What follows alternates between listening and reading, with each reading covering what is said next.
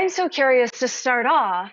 FunPlus is one of the world's largest indie game companies. So, what made you and the team decide, or was what informed your decision to expand into comics?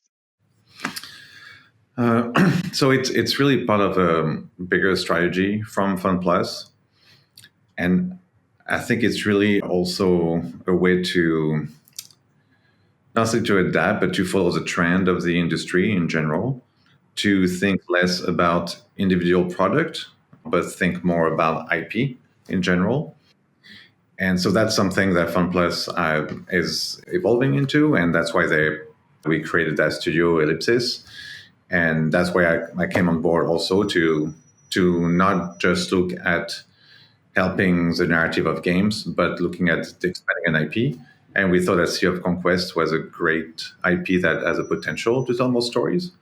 And so the comic book was a good first attempt to say, okay, what can we do with that world, with this character, and to expand it in the parallel story outside of the game. Amazing. Were there any specific references or inspirations from the comic book world and the graphic novel world that guided you when you were creating Cradle of the Gods? I wouldn't say there is some specific reference. I mean, our main reference was the game, right? We look into the humor and the characters and trying to see how can we adapt that style and tone into a comic book while still taking advantage of the format of a comic book. And then there was my I would say my personal preferences into my upbringing in comic book in general. Like being French, I was more influenced by French and Belgian comic books. And a lot of the artists we actually worked with are Italian. So it wasn't necessarily intentional, but it's like by finding the right partner that would write for the project, we ended up at something that feels a little bit more European, I would say, in the visual style and the storytelling. And I think that's a great fit for the story we wanted to tell.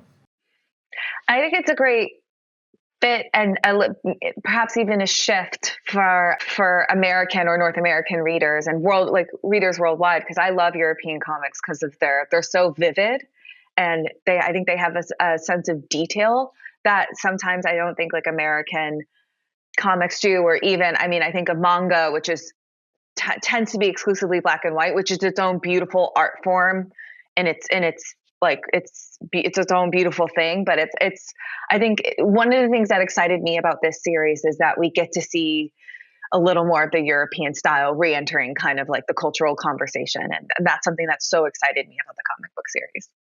And I would add also that FunPlus and in particular Studio Ellipsis, we're very international. So it becomes a natural way to look at the work, not just looking at who's around me, but more who's the best fit in the whole world. I think that's something we really learned from the pandemic, where we're kind of forced to but the good that came out of it is that now we realize, we can actually work with anybody in the world.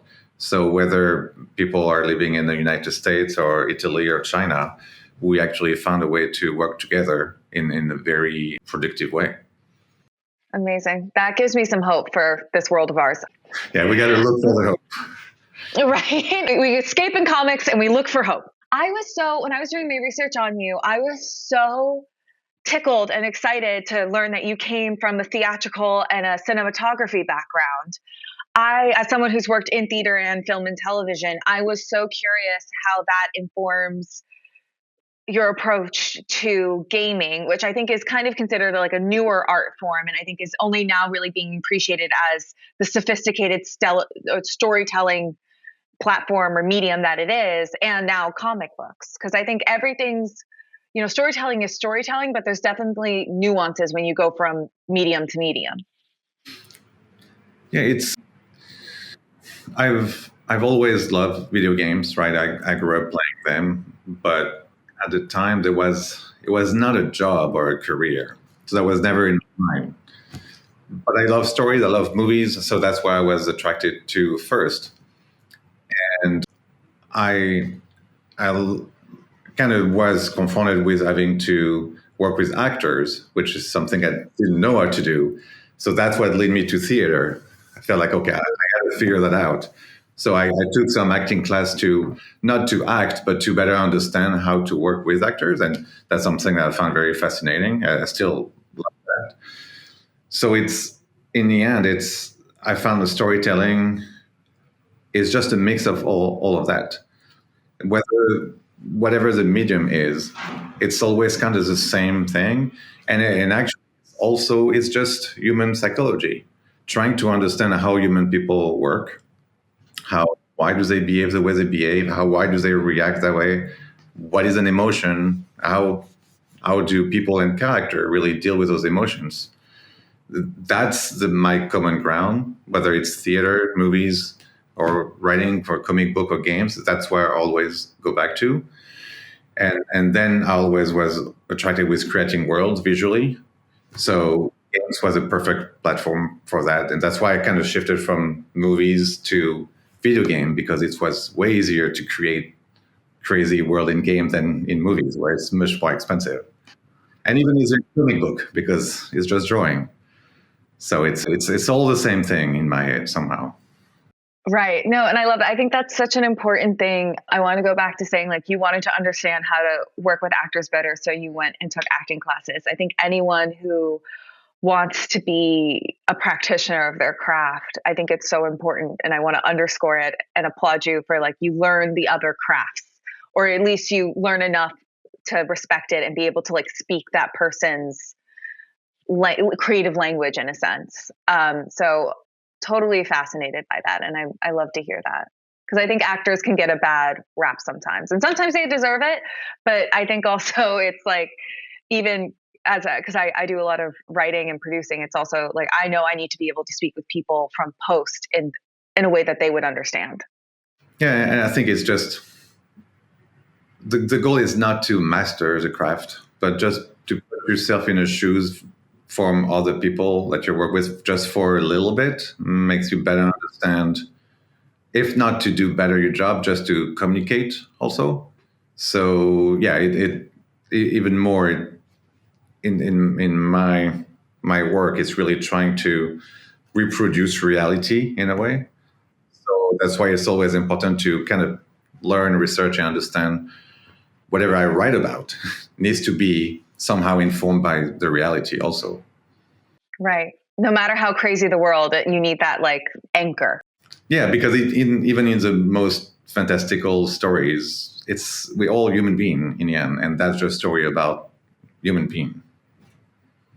For sure. I'm curious specifically when you're going from the game Sea of Conquest to Cradle of the Gods, were there any surprises, or were you ever surprised by the similarities or differences in the two mediums when you were going in between the two?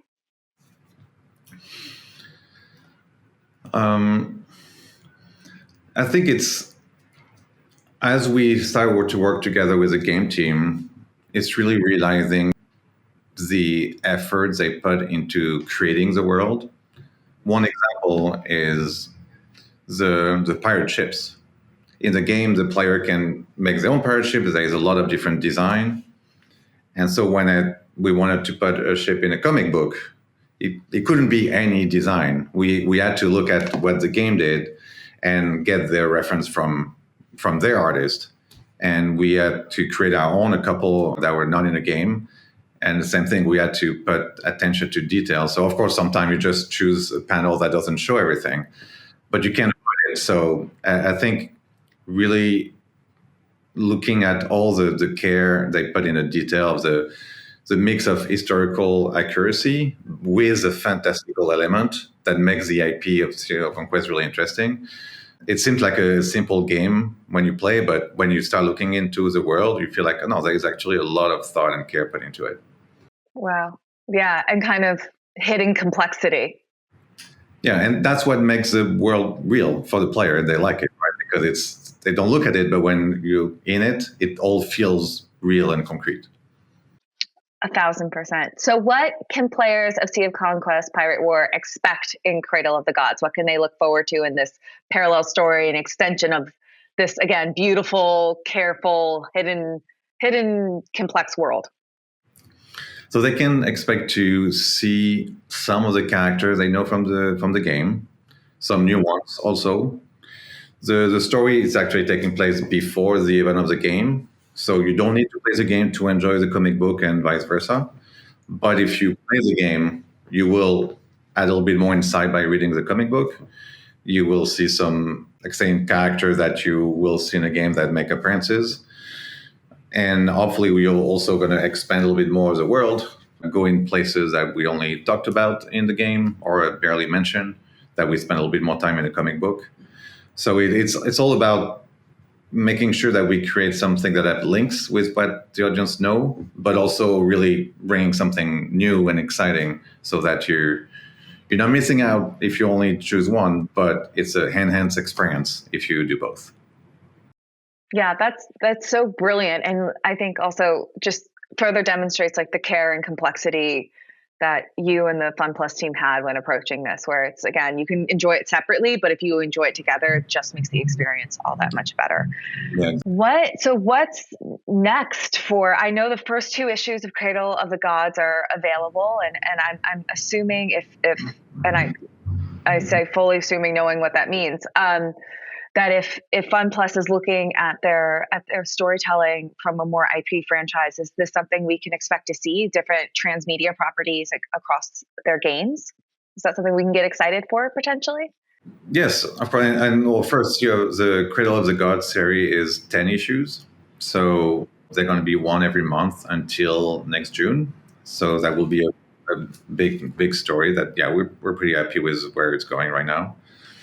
And yes, Studio Ellipsis, as a part of the IP development and transmedia for FunPlus, we are looking at other product, and nothing I can really talk about right now, but I'm very excited about what our team is working on right now. It's going to be a little wait until you hear more, but I hope that when people will hear what we're doing, it's going to be really exciting for the players and the audience in general. Amazing. I'm glad that at least while we're waiting, we get a new issue of Cradle of the Gods every month. And that's exciting that you're doing 10 instead of, because I know a typical comic run nowadays is 5. So we get double the fun. I know that was a little a bold move, but we said if what we care about story and character, and we want to have the time to really expand it and tell a good story. So why not go for 10 right away? I love it. I think that's so exciting. So where can we find Cradle of the Gods and learn more about FunPlus and follow all the amazing things that you're up to? So currently the Cradle of the God comic are free for everybody on the FunPlus website. You can go on the tab and look at Sea of Conquest, and there's a comic tab. There's actually the 3 first issue are available. The third one was available this week. And the next one will be first week of December, so the 4th one. So free to read for everybody.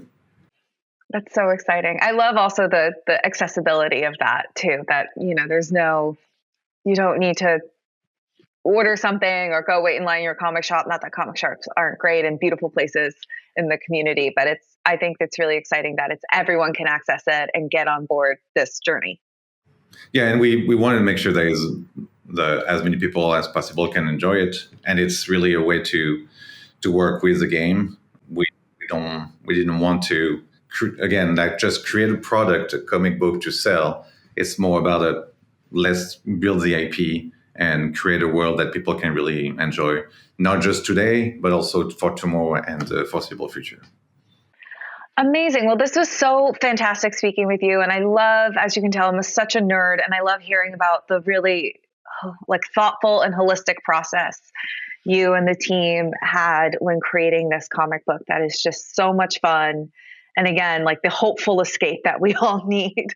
And just thank you so much for chatting with us. And we'll link everything in a description box below, and where you can find Cradle of the Gods and Sea of Conquest and learn more about you and FunPlus. Well, thank you very much for your time. I really appreciate it.